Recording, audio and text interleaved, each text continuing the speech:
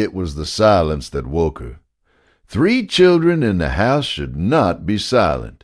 Frances had been a child life specialist for 13 years. She knew the cadence of a real emergency.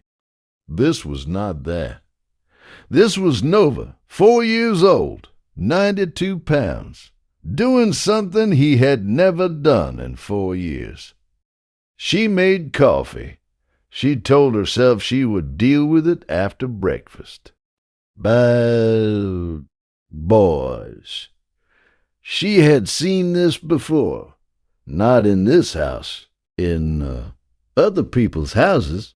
In her training, she had learned that the most dangerous moment for a family was the morning the older pet decided the baby was now competition. She had counseled families. She had taken the call from the ER the night a Labrador 8 years old, beloved, had bitten the 2-year-old.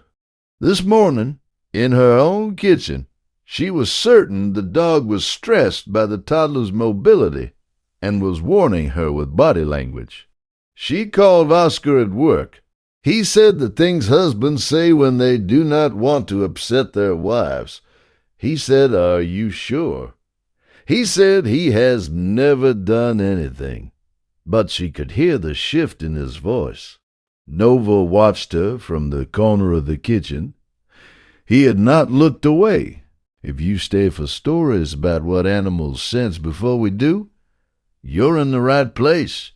Subscribe so you don't miss the next one. The decision happened in 20 minutes. Frances crated Nova in the basement and stood with her back against the kitchen counter. She put Lark on the rug with board books, and she did not stop shaking. She picked up her phone twice to call the rescue. She put it down twice. Then Nova threw himself against the door 3 times before the latch plate started to splinter. She thought, that is the noise that ends a dog's life in this country. She thought, I will call them at 10. But Nova did not stop. He was not barking. He was not whining. He was throwing himself against a door that was already starting to give. The latch broke at 8:47 a.m. Nova did not run to her. He did not approach Lark. He went past both of them into the back of the house and stopped. He sat. He stared at one specific spot. He whined once, the first sound he had made in an hour. Frances followed, because she did not know what else to do. The most dangerous animal in her kitchen, the one she had been ready to surrender 40 minutes earlier, was not threatening anyone. He was pointing. The reveal came through the dog refusing to allow the parent to leave a specific room.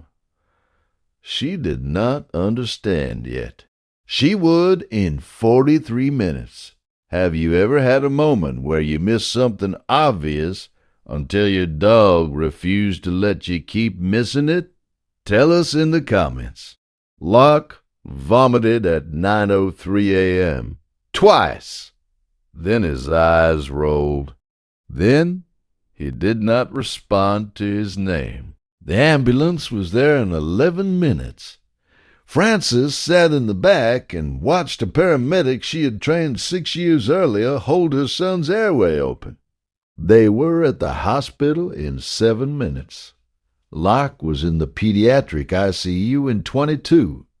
The attending pulled her into the family room and used the phrase, THC edible ingestion. The pediatric ER physician from Children's Hospital sat across from her and said, 25 milligrams in a single gummy.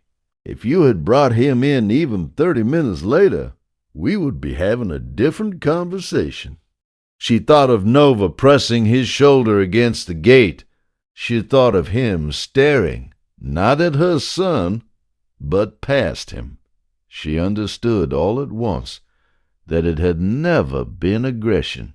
Nova had been smelling a candy a guest had dropped that looked like the toddler's vitamins for 2 hours. He had known before any machine could have told her. What she had read as a threat had been a sentence in a language she did not know how to translate. Every guardian deserves to be recognized. If stories like this matter to you, subscribe so you never miss the next one. Lark came home 4 days later. Frances opened the back door before she set the car seat down. Nova did not run. He walked to the carrier and lowered his head onto the edge of it. He did not move for the next hour.